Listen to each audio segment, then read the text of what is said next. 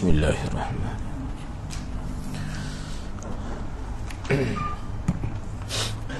Assalamualaikum warahmatullahi wabarakatuh. Alhamdulillahi rabbil alamin. Assalatu wassalamu ala asyrafil anbiya wal mursalin. Nahmaduhu wa nasta'inuhu wa nastaghfiruh wa na'udzu billahi min shururi anfusina wa min sayyiati a'malina.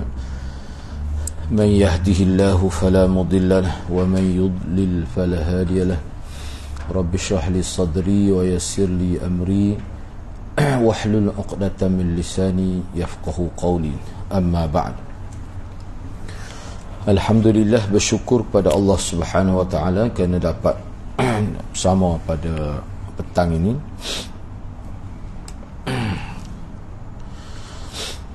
InsyaAllah pada petang ini kita akan sambung perbincangan berkait dengan sirah sahabat. Perbincangan masih lagi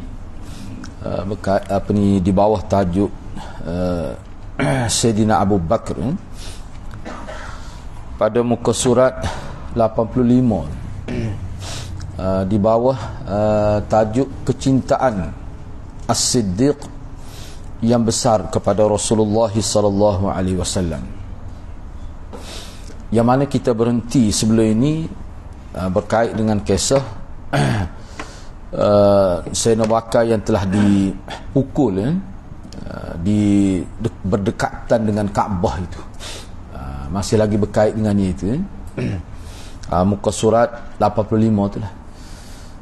Ketika Ummul Khair di situ ketika Ummul Khair hanya berdua dengan Abu Bakar, dia mencuba memberikan sesuatu kepadanya.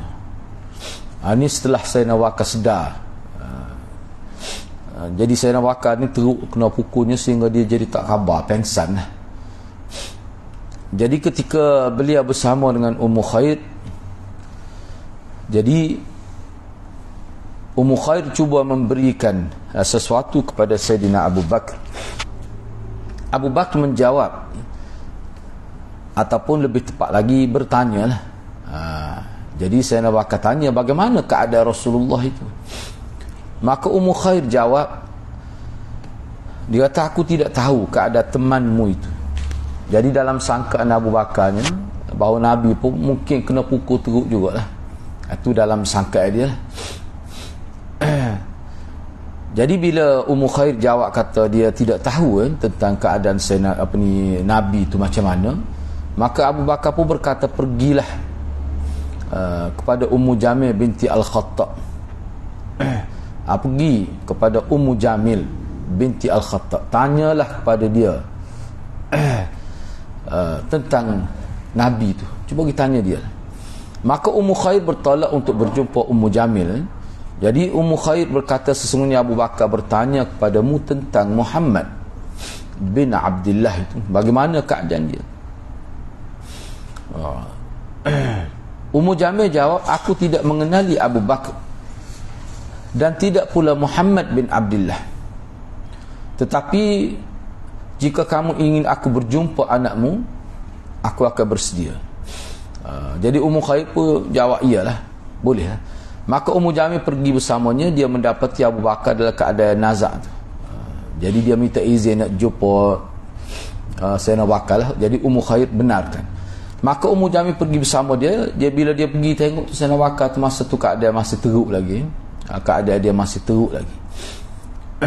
Lalu Ummu Jamil pun menghampiri dan dia berkata dengan suara yang agak tinggi, demi Allah, kaum yang melakukan perkara ini kepada engkau adalah kaum yang fasik lagi kafir.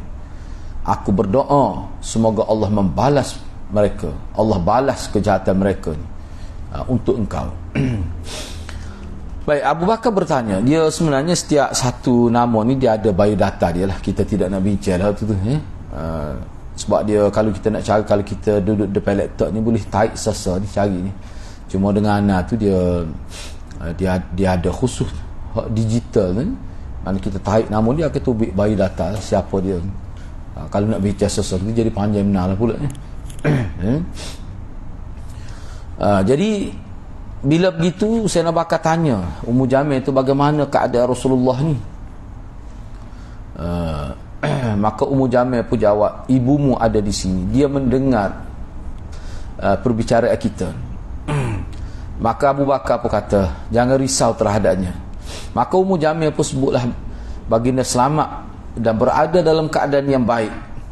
Jadi Abu Bakar pun kata, di mana sekarang ni Rasulullah duduk mana sekarang baginda sallallahu alaihi wasallam?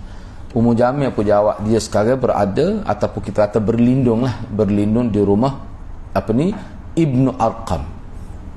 Itulah rumah Al-Arqam bin Abi Al-Arqam itu.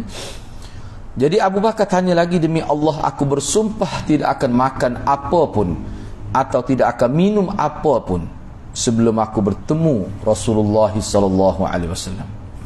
Maka Ummu Khair dan Ummu Jamil meminta Abu Bakar untuk bersabar.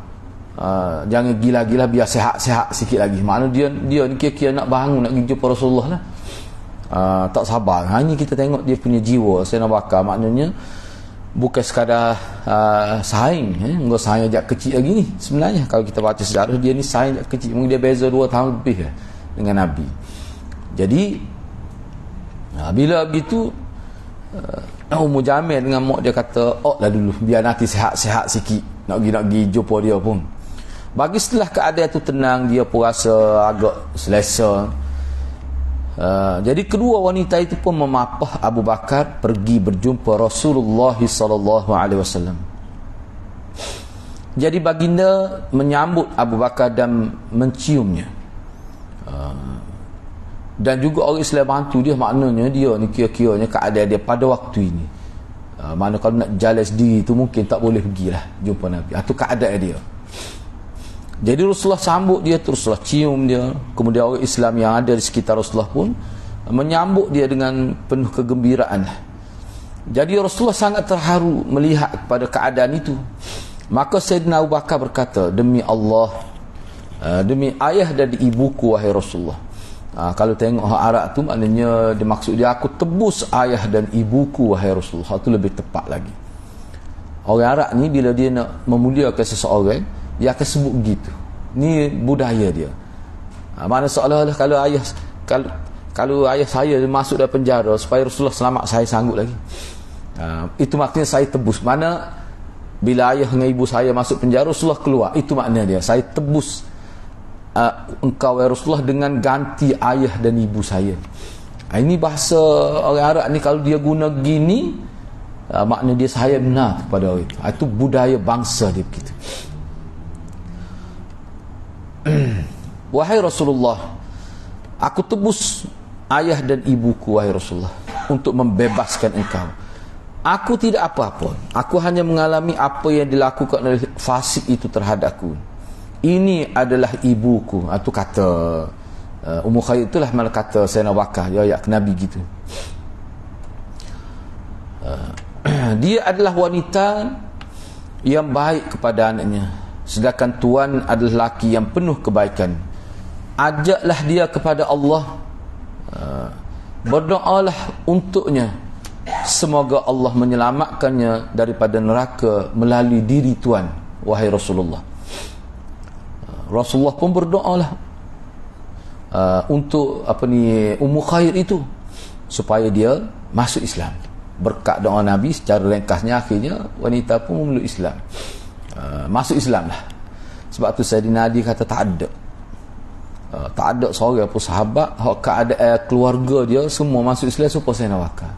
Sayyidina Abu Bakar ni mak dia, ayah dia, habis anak dia habis masuk Islam semua. Tak ada sahabat gitu. Sayyidina Umar tidak gitu. Ni kelebihan dia. Ni kata Sayyidina Ali lah. Baik. Daripada gambaran ini kita boleh fikir, kita boleh nampak, kita boleh faham bahawa Sayyidina Abu Bakar ni tahap kecintaan dia kepada Rasulullah itu bukan pura-pura, tidak buat-buat, tetapi sudah meresap betul ke dalam jiwa dia, sehingga dalam keadaan dia ketika begitu pun masih lagi bila celak mata tu kita tanya selalu Rasulullah. Ini paparan ini untuk menggambarkan tahap kecintaan Sayyidina Abu Bakar kepada Rasulullah sallallahu alaihi wasallam. Baik, seterusnya sebuah sikap yang tidak dapat dijelaskan dengan kata-kata. Ini mana satu kisah lain, mana kalau kita nak gambar dengan bahasa, sukalah keadaan Sayyidina Abu Bakar. Baik, cuba kita tengok apa dia yang dimaksudkan dengan tajuk ini. Berikut ini adalah satu coretan lah kita ataupun lembaran cemerlang salah satu daripada kisah kehidupan Sayyidina Abu Bakar As-Siddiq, yang mana beliau telah memberikan harta dan juga pengorbanan jiwanya demi membela Allah dan Rasulnya. Sebab dalam ni kita ambil pandangan yang mengatakan paling sedikit lah sahabat, daripada 70,000 sahabat tu tak ada seorang pun yang sangat habis harta seperti Sayyidina Abu Bakar untuk Rasulullah. Padahal nilai jihad harta di kalangan sahabat tu semuanya tinggi, tapi hak ni paling tinggi Sayyidina Abu Bakar ni. Nabi sendiri yang buat kenyataan begitu. Kira lah siapa habis harta dia, habis. Dia meninggal tu, Aisyah kata aku tak boleh terima saka, habis, tak ada. Tu. Baik, diriwayatkan daripada Ali bin Abi Talib, kata Sayyidina Ali radhiyallahu an, sesungguhnya aku telah melihat Rasulullah sallallahu alaihi wasallam dikelilingi oleh orang-orang Quraisy. Sebahagian mendorong baginda, sebahagian lagi memukul baginda. Maknanya ni kata, maknanya mereka menghina Rasulullah dengan pukul Rasulullah. Pukul ni makna pukul kuat, ni pukul menghina. Pukul dengan makna menghina. Kalau kita agak jetik lengor aja ni gitulah. Dia bukan nak usus cedera pasal nak bakar tadi, memang dia kira nak mati tu, cuma tak ada mati. Ni tak ni, maknanya dia hina Rasulullah dari segi kita kata dia apa ni, attack tubuh Rasulullah lah. Tu. Mereka kata gini, puak-puak Quraisy kata, kamulah wahai Muhammad yang memporak-perandakan masyarakat kita dengan menyatukan Tuhan yang banyak ni. Mu kata saya Tuhan. Jadi engkau telah memporak-perandakan. Sebelum ni tak ada apa, aman damai, masyarakat kita tak balas kihmu lah. Dia marah pada Nabi sallallahu alaihi wasallam.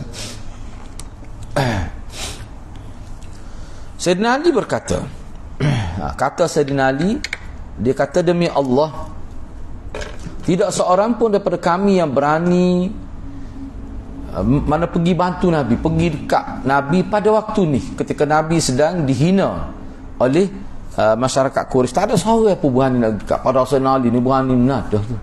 Tak ada seorang pun kecuali Sayyidina Abu Bakar pergi dekat Rasulullah. Lalu dia mendorong sebahagian mereka, menyingkirkan sebahagian mereka. Maknanya kalau bahasa Kelantan kita kan, ia likung Rasulullah ni. Sayyidina Abu Bakar pergi tolak buat dia tu, pergi nak kira-kira nak selamat Rasulullah.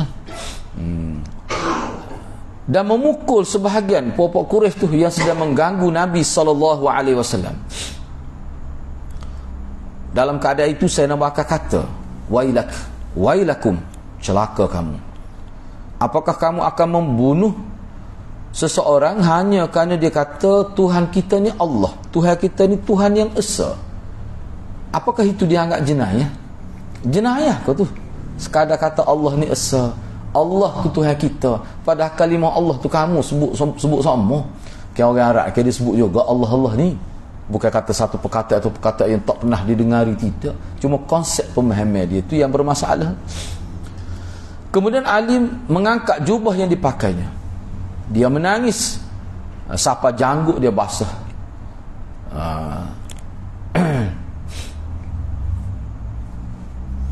Sebab waktu ni Sayyidina Ali ni kecil lagi ni sebenarnya. Kecil lagi Sayyidina Ali pada waktu ni. Sebab Sayyidina Ali ni kalau dalam konteks Makkiyah, dia ni masih lagi di kalangan sirarus sahabah. Sebab kalau dia pergi di Madinah tu, dia ni antara sahabat muda Sayyidina Ali ni. Kalau di Mekah ni dia kira gini lah mudah.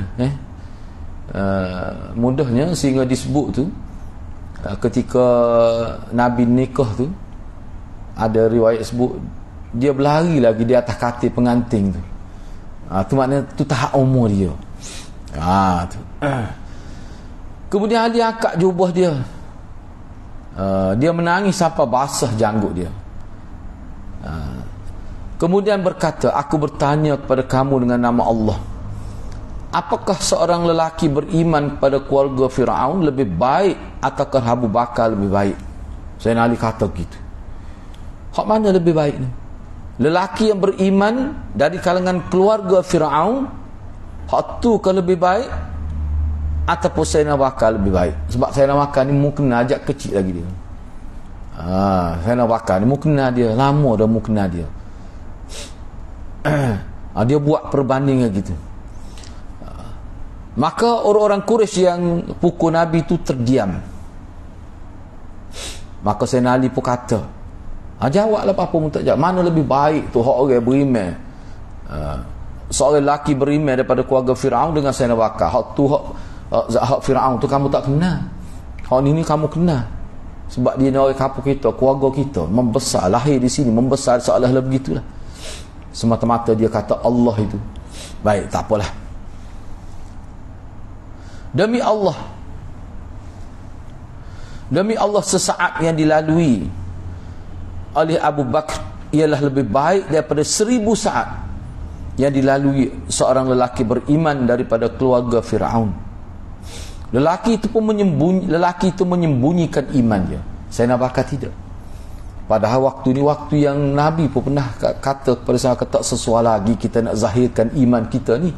Sebab keadaan kita ni tidak kondusif, maknanya tidak sesuai, keadaan kita tidak kuat, masyarakat Quraisy pun masih lagi kita dalam jumlah yang terlalu sedikit.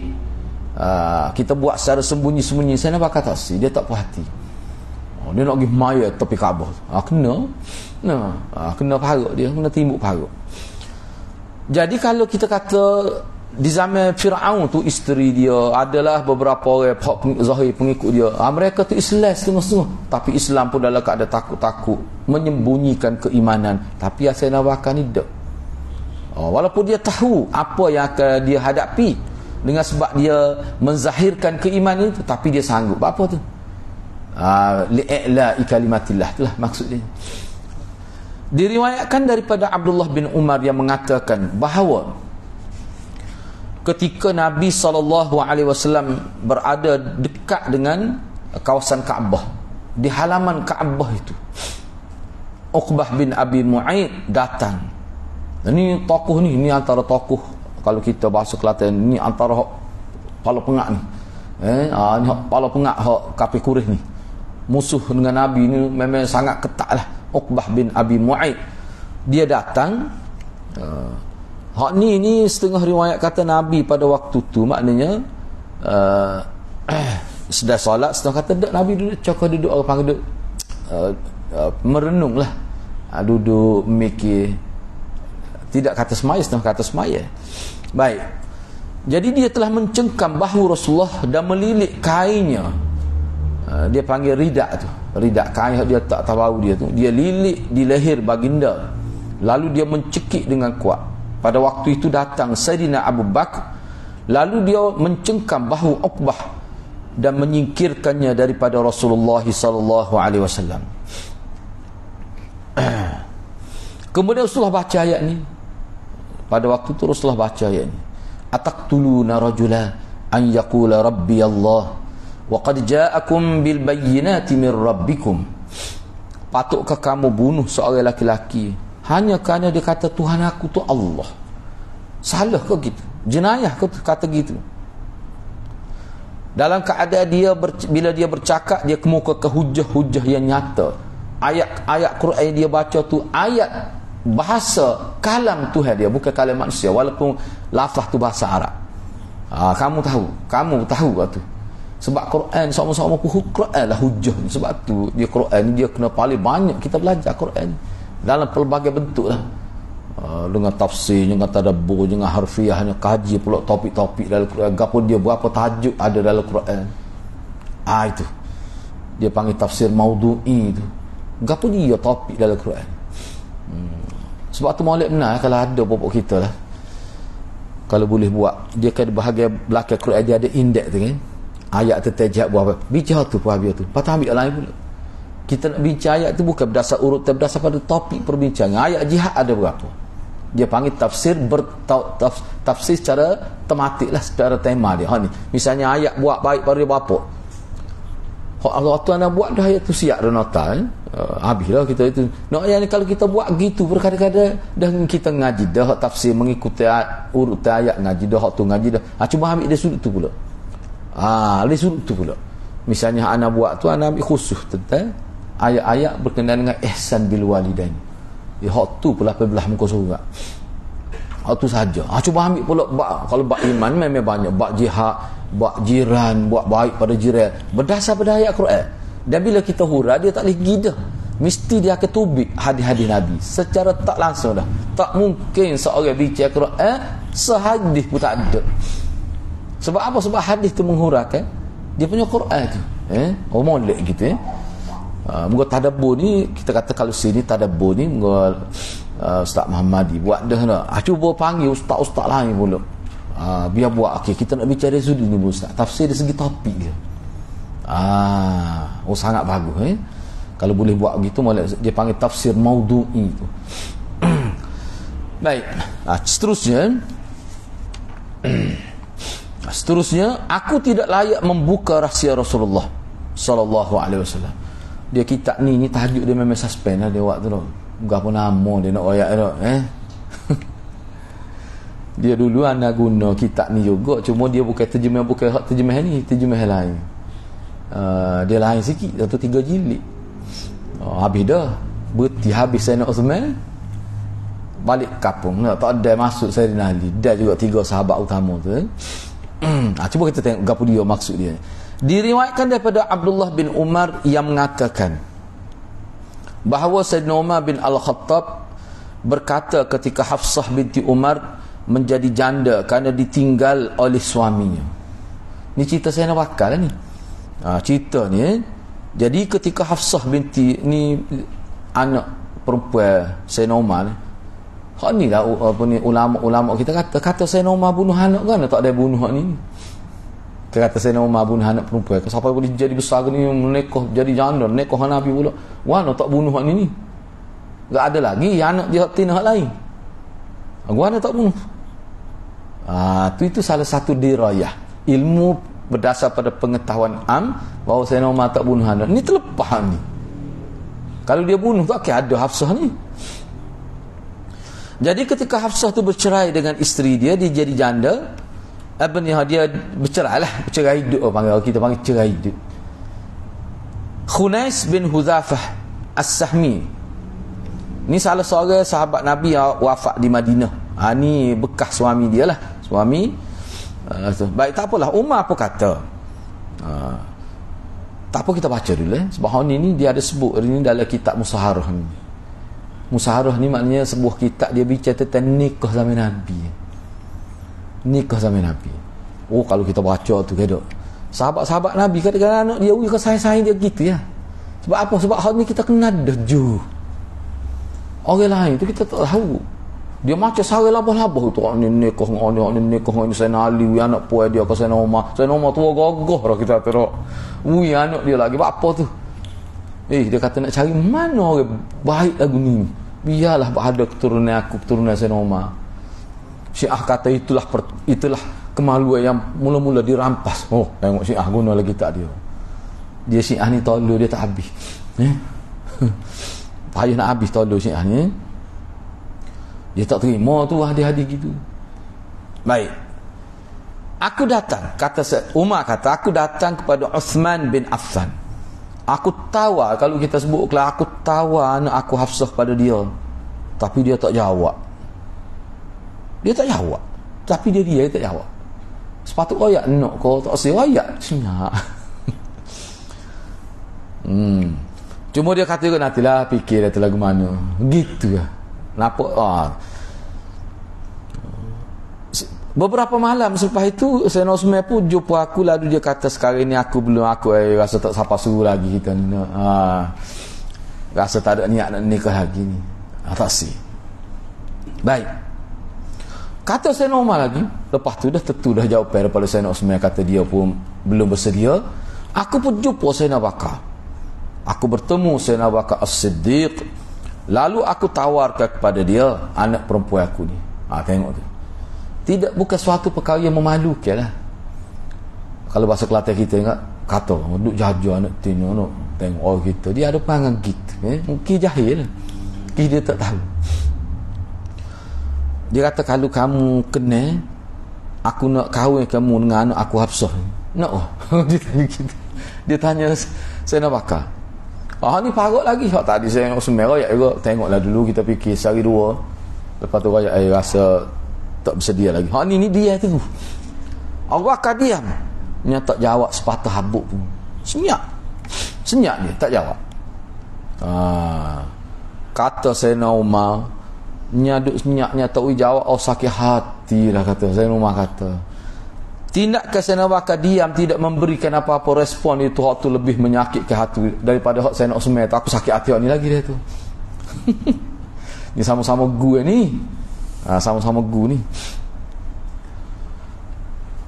Tak selang beberapa malam lah, sebab ni hadis ni, maka Rasulullah mari melamar Hafsah. Aku pun kahwinkan dia dengan anak aku lah. Tu cerita dia.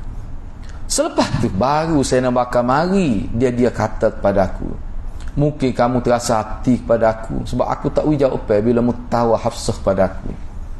Aku tak jawab sepatah haram pun, kata. Kalau bahasa Kelantan, tak jawab sepatah haram pun. Aku tak kata, aku senyap je.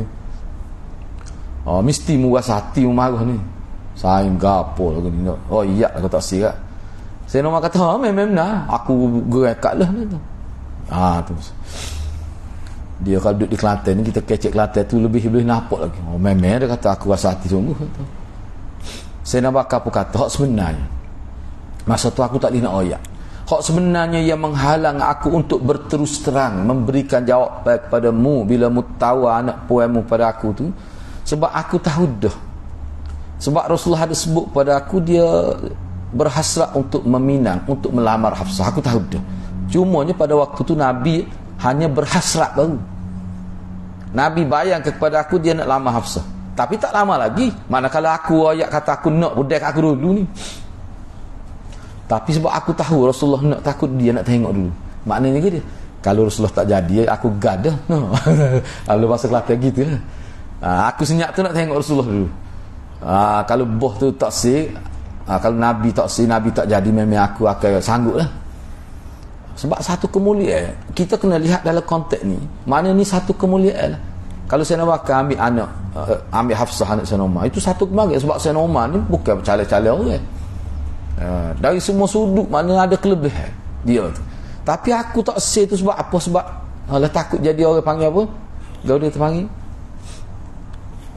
Gau dia dipanggil Selatan. Ni caketing apa dia panggil? Bukan silent lah kita kata soalan. Dia mari petah kerupai dak kita tu dak. Takut je lagu tu pula. Jadi letak gitu tak leh lah. Takut silent lah kita kata gitulah. Sebab tu aku dia tu nak pasti Rasulullah dulu lagu mana. Kita kata apa itu ayat tafsir. Dia tak bocor sebab Rasulullah ayat aku seorang ni. Tengok cerdik ni. Orang lagu ni boleh buat sign. Hak jenis mulut speaker jangan tebing ayat apa-apa. Ayat ke dia supaya habis sendiri. Tok siap aku tahu lagi dah. Tak ni. Kalau jenis ni jedak ni. Ini sikap. Makna kalau ayat kata aku tak berani sebab bunyi-bunyi khabar Rasul hapuk minat ke anakmu. Boleh nak kata lagu tu pun, tapi cerdik saya nak makan. Dia tengok biar Rasulullah sendiri, biar tubik mulut Nabi sendiri. Jadi tak pernah sabar lah aku nak ayat kamu sebab tu rahsia dia ayat kat aku ya. Tiba-tiba aku nak ayat. Sebab orang kita lah orang cerdik kan. Dia tak uri telefon, nombor telefon saya dia mudah-mudah kat kira. Kalau orang cerdik dia uri dulu tanya, boleh ke ada orang minta nombor telefon tu? No. Ada lah tu kali, boleh ke nak ni telefon mu ni? Kalau kita sayang kita, kalau sayang kita tak usah lah, aku kat mana ada pun serabut dah ni. Jadi tu cara dia. Supaya juga kalau kita nak bercakap dengan isteri orang melalui telefon, kalau nak kira molek lah, ada buku yang anda baca ditulis seorang ulama Saudi, nama apa tak ingat dah, lama dah buku ni sebenarnya. Lama dah buku ni, tajuk dia telefon, tajuk buku tu Al-Hatif, kecil 100 huruf 4 muka surat. Tak silap gitulah. Kecil 100 lebih gitu yang muka surat. Dia bincang tentang telefon saja. Bagaimana kita nak boleh pahala dengan telefon kita. Sebab dalam mukadimah dia buat, dia kata kalau dia melihat gaya penggunaan telefon masyarakat ni, memang penyebab utama boleh dosa. Dia bincang dia tu. Antara dia sebutnya, mana kalau kita nak bercakap dengan isteri seorang tu, molek-molek kalau kita telefon pada suami dia dulu. Sebab tak boleh kadang-kadang suami ni dia ada jenis pasal dia mudah syak buruk, mudah prejudis, kadang-kadang dia timbul perasaan. Jadi Ana berlaku masa Ana, isteri Ana mengajar di sekolah, jadi ada pihak sekolah lah nak kecek, dia telefon Ana, kita pun tak macam mana dia ada nombor telefon Ana pun tahu. Dia ayat ustaz ni nak kata boleh, kita Ana pun pergi telefon Ana. Jadi maknanya dia akan tertutup ruang syaitan nak ganggu kita tu, cara berurusan tu. Tu. Kalau mudah-mudah pakai itu dia lah ni tak timbul lagi, tak apalah, boleh jadi akan timbul suatu ketika. Jadi dengan buat gitu dia tertutup ruang tu. Tu tak boleh. Tu orang Islam dia kena jaga benda tu. Jadi makna saya nak makan di sini, kita tergambar dalam minda kita cerdik saya nak makan. Kita kata rahsia setahu mana, tak lah. Kira rahsia sebab dia aku seorang, orang lain tak tahu. Kalau saya nak Umar tahu, dia tak tahu kita nak dia. Tu. Anak duk fikir dia berkali kalau dia tahu duk nanya Rasulullah mu, dia bunyi Rasulullah anak dia buat baik, lepas tu bubuh. Dia ada mesti ada sikap yang berbeza lah bila tahu tu. Tapi tak tahu tu lebih baik. Sebab tu aku dia. Kita kata ni contoh ni. Apa dia tak kata tak sih? Makna saya makan pun ada hasrat juga tu. Cuma dia tak letak, tak silent lah kita kata dah. Tak orang panggil pitah repai gitu. Tengok dulu Rasulullah kata lagu mana. Kalau dia kata tak silap lalu lepas ni nak pula. Mana baru ni tak silap. Kau tak jadi dengan lain pula. Lepas tu baru mari ikut ni. Timur masalah lain pula. Baik, sekarang ni kita nak lihat pula secara ringkas berkenaan dengan infak. Dari sudut infak saya nak wakar fi sabilillah. Infak fi sabilillah. Nabi SAW pernah bersabda, ma ahadun a'zama indi yadan min Abi Bakrin wa aswasani bi nafsihi wa malih wa ankahani ibnatah. Tidak seorang pun, kata Nabi, tak ada seorang pun yang lebih besar jasa dia kepadaku. Ada belaka sahabat-sahabat berjasa pada Nabi ni yang paling besar, tak ada lebih besar daripada ni berbanding jasa Sayyidina Abu Bakar As-Siddiq. Dia telah membantu aku dengan jiwa dan harta dia. Dia juga telah mengahwinkan aku dengan puteri dia. Sebab kalau tengok dalam syair Arab lah, maknanya Aisyah ni memang digambarkan seorang wanita yang sangat cantik. Lepas tu cerdik pula, ingat tak kuat, jenis cerdik. Lepas tu jenis berani, tak kena tegas lalu. Kalau nak tanya dia tanya, jenis perempuan berani gitu. Cerdik, berani, tidak kata monyok tok depan orang tu duduk. Jenis pasal gitu Aisyah. Tak kena dia tegas lalu. Nampak senyap je, nampak malu je, tapi dalam bab-bab itu jenis gitu Aisyah ni. Nampak cerdik tu. Tu. Nabi juga ada bersabda, mali ahadin indana yadun illa waqad kafa'nahu ma khala Abu Bakrin. Fa inna lahu indana yadan yukafi'uhu Allahu biha yaumal qiyamah. Wa ma nafa'ani malu ahadin qattu ma nafa'ani malu Abi Bakrin. Walau kuntu muttakhidan khalila lattakhadhtu Abu Bakrin khalila wa inna sahibakum khalilullah. Nabi kata tidak ada seorang pun yang mempunyai jasa baik kepada kami. Sebab apa Nabi sebut kami? Sebab saya nak bakar dia bukan bela Nabi saja. Orang-orang miskin, orang susah, kalau zaman Mekah juga kita bicara dah sebelum ni kan. Hamba-hamba abdi tu dia beli dan dia merdeka ke. Habis harta kan itu. Dia ni bila tu salah seorang. Tak bila ni ingat siapa mati waktu tu. Tengok Aisyah, tengok keluarga Sanawaka tu ingat dia. Kalau tidak kerana dia, kali aku mati sebab keluarga Yasir juga tu. Sesungguhnya Abu Bakar ni mempunyai jasa yang sangat mulia. Allah yang akan membalasnya. Allah yang akan memberi ganjaran di atas jasa baik dia pada hari kiamat. Aku tidak mengambil manfaat daripada harta seseorang seperti mana aku mengambil manfaat daripada harta Abu Bakar. Ingat lepas Nabi nikah tu kan, Nabi duduk di, bila Nabi berhijrah tu, memang ulama sebut kenapa Nabi tidak terus mengambil Aisyah tinggal bersama dia di Madinah. Dan selepas Aisyah berhijrah ke Madinah pun dia tidak duduk sekali lagi. Mula-mula siapa? Salah satu sebabnya kerana dia belum bayar mahar itu. Makna Nabi itu akad utai dia punya. Akad utai mas kahwin. Kita pun tidak butai tu, tak malu nak nikah butai kita dah. Maknanya itu saya nak bakar bui 500 dirham dalam riwayat. Maknanya saya nak bakar bui duit dia 500 dirham. Berapa mai kalau 500 dirham kalau dalam konteks kita? Kalau ambil 24 ya kali 5 kali 500. Ni satu ketika dulu anda pernah tengok internet, satu dirham tu duit nilai perak kan 24 ringgit. Anda pernah tengok masa tu kalau dinar berapa 400 lebih zaman. Hak terbaru mari dulu 800 lebih satu dinar. Tak apalah. Anda nak ayat ni bui 500 dirham, saya nak bakal kata ambil lah, bawa Aisyah tu duduk sekali. Maknanya pergi bayar bui mahar tu kepada Aisyah, ambil duduk sekali. Maknanya Nabi tak ada duit. Saya nak bakal lagi tok tua bui. Tok tua. Lepas tu akhir datang kita akan tengoklah tok tua cari natu pada natu dia. Tok tua ni gitu lu cari cari madu pada anak dia untuk natu dia. Anda tidak suruh buat gitu, cuma ayat tu no. Cuma ayat cerita saya nak wakar tu. Baik. Ni pelik ni, memang cerita pelik lah.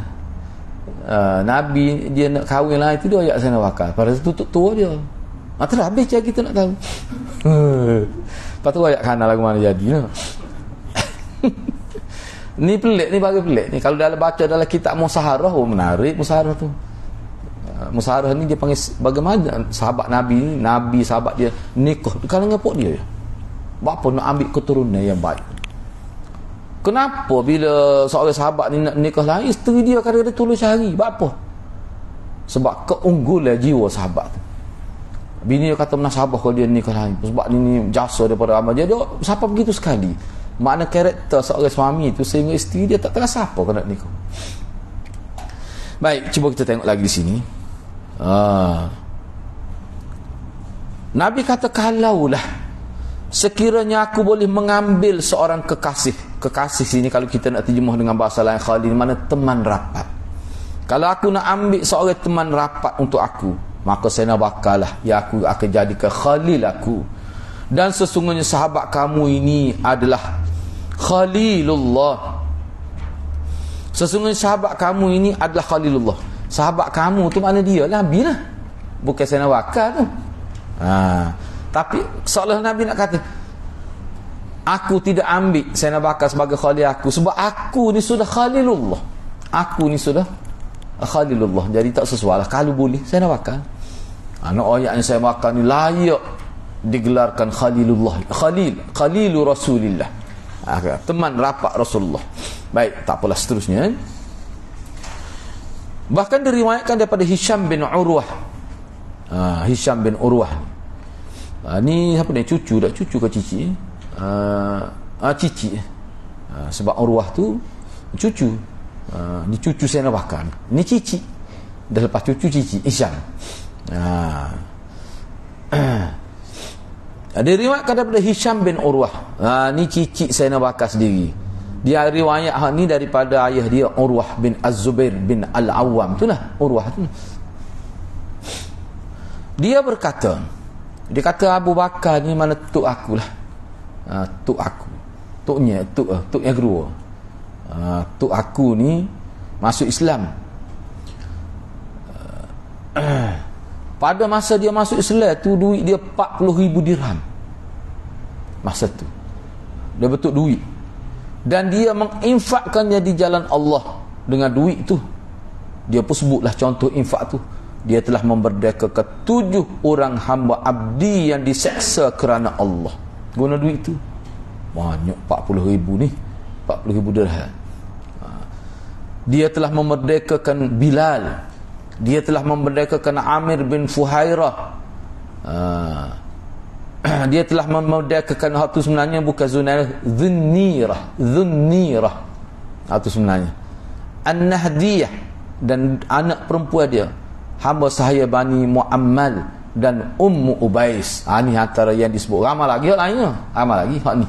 Mereka awal ni antara contoh hamba-hamba yang diseksa oleh orang Quraisy dan Sayyidina Bakar lepas. Dia gini, kita kena faham gini. Kalau dalam keadaan ni Sayyidina Bakar dia tak kira dahaga, dia tak buat tawaran, ikut orang letak laga apa. Maknanya habis pitih 400,000, 40,000 dirham. Bahkan diriwayatkan daripada Aisyah radhiyallahu anha. Aisyah kata, ayah aku ni Abu Bakar radhiyallahu anhu telah menginfakkan dirham kepada Rasulullah sebanyak 40,000 dirham untuk mendekatkan hamba tu lah. Allah Subhanahu wa taala berfirman,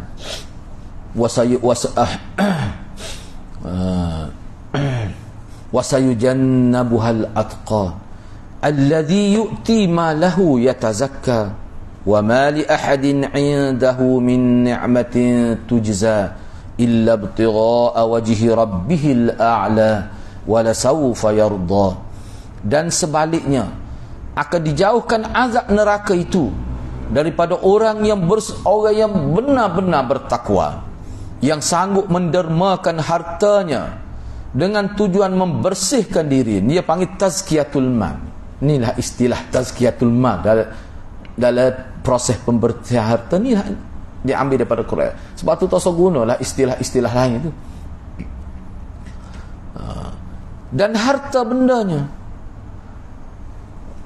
sedang dia tidak menangguh budi sesiapa pun yang patut dibalas. Makna dia Sayyidina Bakar, Quran sebut ni, lepas ni kita tengok bagaimana Imam Qurtubi kata ayat ni turun tentang siapa. Dia ni berbudi pada orang, tapi dia tak sih orang balas budi dia, tak sih sikat dia. Maknanya bui itu ikhlas sungguh lah. Biasa manusia kalau bui ni, kalau orang cara dia lepas tu dia ngepek. Oh apalah, surah dia kita bui tu. No. Tapi lalu tak kelih lah kita, no. Lepas tu tengok air lopok pun ngecik habis kena baju kita. Ada yang ngepek tu cara nak suruh hilang pahala, tu cara dia. Ana ayat takut nak hilang pahala, berasa banyak dah pahala. Ada yang ngepek lah. Cuba ngepek jadi hilang pahala. Dia ni dak ni. Dia tidak menanggung budi siapa, tapi dia berbudi dengan orang tak boleh kira. Banyaknya. Tapi dia tak ada orang, dia tak sia ambil budi dia nak budi dia dawi pada orang. Biar orang terus budi ni sifat dia. Dia tak sia balasan pun. Hanyalah dia buat kebaikan tu dengan mengharapkan betul-betul keredaan Tuhan dia yang maha tinggi, dan demi sesungguhnya dia tetap akan berpuas hati pada hari akhirat kerana dia dapat hak dia duk harap-harap nak dapat redha Tuhan. Dia boleh sungguh. Oh paharuk ayat ni. Cuba tengok kata Imam Qurtubi. Kata Imam Qurtubi, dia kata pendapat majoriti ahli tafsir menyatakan bahawa surah ayat ini turun berkenaan Sayyidina Abu Bakar. Ayat ni tentang Sayyidina Abu Bakar. Majoriti ahli tafsir kata begitu. Mana lagikah keutamaan yang lebih besar, lebih agung daripada keutamaan hak Quran sebut. Quran ni wahyu, khaimat dunia ni Quran tak hilang. Sebab dia tercatat di Lauhul Mahfuz. Apakah gelaran yang lebih berharga? Kalau kita nak uji gelaran kepada orang, kita nak uji gelaran ke dia sesuai dengan orang siapa Quran sebut. Cuba tengok, kalau kita tak ada buku, okay, kita akan petik poin dia tu. Pertama sekali dijauhkan daripada azab hak mula-mula sekali. Mendermakan harta dia dengan tujuan untuk membersihkan diri dia dan membersihkan harta dia. Dah berapa dah? 3 dah situ, 2 tazkiyatul ma, tazkiyatul nafs, duduk situ belakang dah tu. Yang keempat, dia tak sih balasan bila buat baik, tak sih, betul-betul ikhlas. Dah berapa dah? 4. Lepas tu dia betul hanya dia harap apa dia? Mardatillah, harap redha tu. 5 dah situ. Lepas tu apa dia? Kesal daripada buat baik tu Allah sebut lalu. Di hari akhirat ni dia akan dapat semua hak dia harap, pahala Tuhan, pahala redha Tuhan, dan dia akan rasa puas hati pengorbanannya di hari dunia sebab dia dapat Tuhan balasan. Gapo dia balasan? Duduk di kejiranan Rasulullah. Sayyidina Bakar ni sebut dalam hadis dia duduk dalam syurga tu di kawasan perumahan bersama Rasulullah. Ni Sayyidina Bakar super dengan Talha tu lah. Hadza jari fil jannah. Ni jiran aku dah suka Talha tu kan. Baik, saya ambil lagi. Diriwayatkan daripada Ibnu Abbas radhiyallahu anhu yang berkata, Orang-orang musyrikin telah menyeksa Bilal bin Rabah. Sebab Bilal ni, sebab dia tak ada keluarga, dia ni orang Afrika, dia tak ada keluarga, dia sorang-sorang dia. Ikut orang nak buat lah. Enggak dia hamba. Tak ada siapa nak bela dia, Bilal. Bila dalam keadaan diseksa tu, kita sedia maklum letak tengah pasir, lepas tu tangan dia regan gitu, dipacok di tanah atas dada, letak batu pula. Tak boleh nak fikir lagu mana. Masa tu tak ada. Dia nak minta tolong siapa? Akhir sekali dia kata Allah, Allah. Ahad, ahad tu mana? Allah, Allah. Lama ada pula pergi zikir ahad. Ahad. Lepas tu. Jangan bersalah lagu tu lah. Dia kata ahad, ahad mana? Allah yang esa. Allah yang esa. Tu maksud dia. Pada waktu tu Nabi lalu dekat Bilal. Cuba bayangkan. Lalu baginda pun bersabda, ahad. Ahad akan menolong engkau. Mana Tuhan yang esa akan menolong engkau. Mana pada waktu ni Nabi tak boleh nak bantu. Nabi tak boleh nak bantu. Maknanya kita dari segi keuangan Nabi pada waktu ni, kita sedia maklum lah, Nabi ni bukan orang kaya. Walaupun tidaklah siapa miskin, papa kedana tu tidak. Allah, Tuhan yang ahad akan menolong engkau. Lepas tu kemudian selepas tu Nabi jumpa Sayyidina Abu Bakar. Nabi kata pada Sayyidina Abu Bakar, ya Aba Bakrin, inna Bilalan yu'azzabu fillah. Wahai Abu Bakar, sesungguhnya saudara kita Bilal sedang diseksa kerana Allah. Nabi kata gitu. Jadi kata-kata ringkas Nabi itu difahami dengan baik oleh Sayyidina Abu Bakar. Kemudian dia balik rumah dia ambil satu ritel ni satu emas dalam timbangan satu ritel.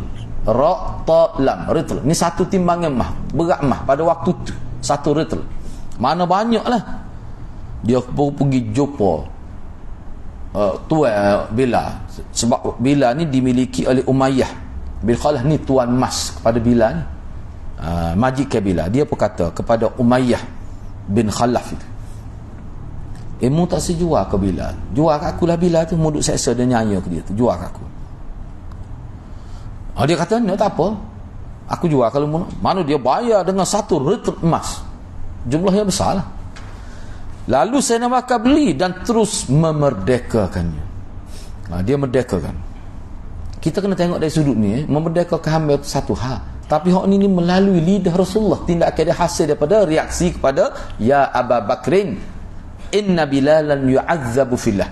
Tu reaksi daripada kata-kata Nabi.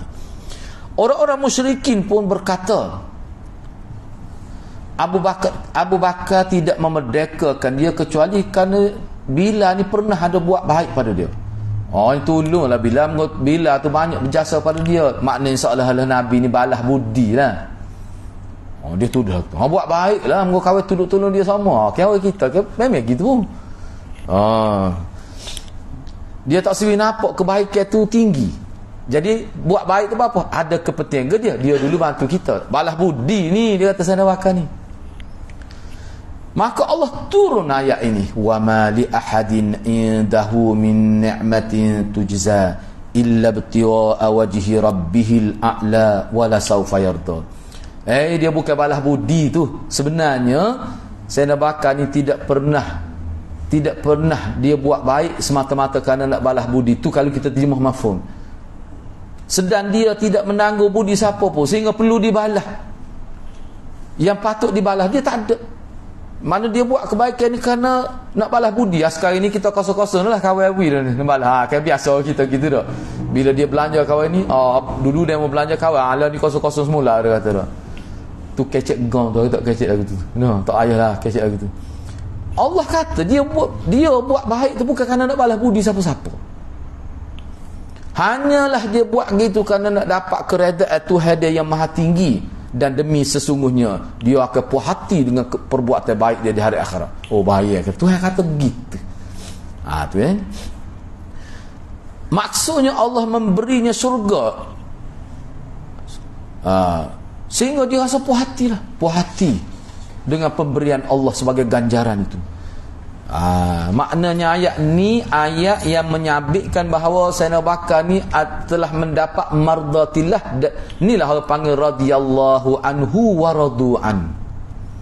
Allah redha kepada dia dan dia redha kepada Allah. Kan tu wasabiqunal awwalun kan minal muhajirin wal ansar wal ladzina radhiyallahu wa radu anhu. Allah redha kepada mereka, mereka redha kepada hani. Saya nak bakal dapat kelebihan tu. Orang lain pun dapat juga, tapi hang ni sebut terang ni. Diriwayatkan daripada Umar bin Al-Khattab yang berkata, Rasulullah sallallahu alaihi wasallam memerintahkan kami bersedekah. Ketika itu Sayyidina Umar kata, aku ada harta. Kebetulan waktu tu aku ada harta banyak kalah lah. Maka aku pun berkata, hari ni aku nak mengalahkan Abu Bakar dalam buat baik. Tengoklah hari ni aku seraku menang ni, sebab aku ada harta banyak. Aku pun datang kepada Rasulullah dengan membawa 50% daripada harta aku. Ada dari riwayat kata dia bawa tu guna unta, bawa banyaknya barang tu. Baik, hak ni setengah ulama kata berkait dengan peperangan Ahzab. Baik, banyak separuh daripada harta aku. Bila aku bawa tu, Rasulullah tanya aku, banyak genimo harta nak sedekah ni, lepas tu keluarga ada, kau nak tinggal harta pada keluarga? Aku jawab, hak aku tinggal keluarga sebenarnya ni kot, mana separuh ni. Hak Rasulullah nampak banyak ni, separuh baru ni. Kebetulan aku ada harta waktu tu. Moga saya nombor ni antara sahabat kaya sebenarnya. Umar pun kata, ternyata Abu Bakar datang membawa seluruh hartanya. Aku bawa separuh, banyak tu. Dia bawa, tapi dalam riwayat sebut dia mari bawa separuh, bawa ke tangan. Tak banyak, nilainya 100%. Aku banyak, tapi nilainya 50%. Tu bakar perut tu no. Jadi benar dia sama. Bila Sayyidina Abu Bakar mari bawa seluruh harta dia, ada sebut teguna tangan 12 dia bawa harta masa ni. Maka Nabi pun tanya dia, supaya dia tanya Sayyidina Umar tadi juga je, lepas tu mu tinggal gapo untuk anak bini kamu, wahai Abu Bakar? Sayyidina Abu Bakar jawab pelik, asal tinggal Allah dan Rasul. Ikut dia lah jalan suruh pada Allah. Jangan tiru ni ada adegan yang tidak patut ditiru. Apa ni? Sebab hal ni Sayyidina Abu Bakar buat hasil daripada pendidikan lama. Nak tiru-tiru tak boleh, dia kena latih dulu daripada awal. Tapi tiru nyesal.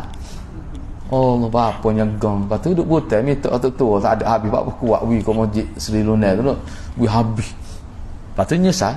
Sebab tu Nabi tak benar. Sebab tu ada sahabat dia mari nak banyak, Nabi tak benar. Ambil mari sikit lah. Sayyidina Abu Bakar ni sebab dia layak. Sebab apa? Ni bukan main-main ni. Orang sudah tapak tahap ni. Capai tahap. Aku meninggalkan untuk keluargaku Allah dan Rasul. Maka bila Sayyidina Umar tengok gitu, dia kata aku tidak dapat nak mengalahkan juga Abu Bakar. Terik ni pun tak menang juga aku, dia kata. Nampak aku bawa harta banyak pun 50% ni lah. Sayyidina Abu Bakar nampak guna dua tangan pun 100%. Sebut pulaknya, suruh Tuhan lah makan minum anak tu. Pandailah Tuhan kira tu. Sebab tak nak kata jangan dibuat begitu. Kalau kita tak sapa tahap Abu Bakar ni, takut menyesal. Ana buat contoh mudah ya, orang biasa duduk di rumah Syria, salah masuk 50 riyal neng pak petang. No. Mau bulan ni pada waktu dah rumah. salah. Engko pesi pakai bui ambil bui kena go 50. Biasanya Syria, sebab tu dia kalau tak pandai dia tak boleh buat. Hak ni sana bakar dia daripada lama dah. Pendidikan itu, istiqamah dia tu yang mengangkat tahap dia tu. Baik, untuk seterusnya, untuk sesi akan datang kita akan bincang Rasulullah sallallahu alaihi wasallam menafikan kesombongan. Rasulullah menafikan Sayyidina Abu Bakar ni tak ada sifat aba tu, wastakbara tu. Hak jadi kafir iblis tu. Aba wastakbara wa kana min. Sifat syaitan tu tak ada pada Sayyidina Abu Bakar. Oi, siapa tahu tu semua Ini kelebihan Sayyidina Abu Bakar lah. Jadi kena ingatlah, semua kena ingat, bila kita belajar tentang sahabat ni, kita kena fikir apa dia jadi gitu. Hak tu lah hak kita nak tiru. Nak boleh sahabat tahap tinggi gini, dia melalui proses kehidupan yang macam mana? Hak Nabi ajar, hak orang panggil ikut sunnah. Hak tu. Mana kalau kita ikut sunnah, dia akan naik tahap ni. Mungkin tak sahabat tahap Sayyidina Abu Bakar, tapi akan naik ke arah tu. Yang telah terbukti berjaya mengangkat martabat sahabat. Apa dia? Kehidupan sunnah tu. Kalau kita ambil ku sufi, ku tarikat, ana yakin tak akan sahabat tahap ni. Sebab itu bukan cara yang Nabi bawa. Kalau sebut gitu orang marah tu. Adalah kita kata, kita bukan kata sufi tak. Kalau sufi tu mengikut sunnah tak apa lah, tak ada masalah. Gitulah. Mudah-mudahan Allah SWT berkati kita semua. Kita berhenti setakat tu dulu. Aku qauli hadza wa astaghfirullahal azim li wa lakum. Wassalamualaikum warahmatullahi wabarakatuh.